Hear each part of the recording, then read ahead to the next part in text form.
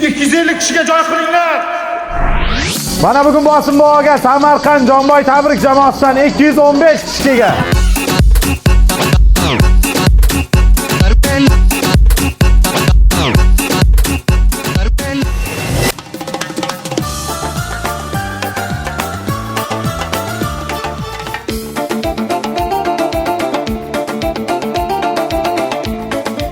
Davramiz markazga Bosim bobo mehr somsasining asoschisi Alisher Azimov. Bosim boboni mehr karvoni yo'lga chiqdi. Usta qachon kelasizlar? Alisher Azimov.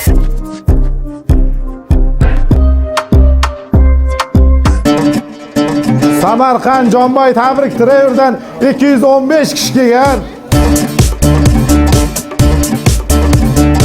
O'tgan yili bir sezon paytimiz turizmda 200 tagacha mehmon olib kelgandik. Shu yil boshlanish yaxshi bo'ldi, xudo xolasa 500 dan boshlab 1000 gacha odam chiqadi. Albatta, 1000 gacha. Bosim bobo O'rta Osiyoda nomer 1.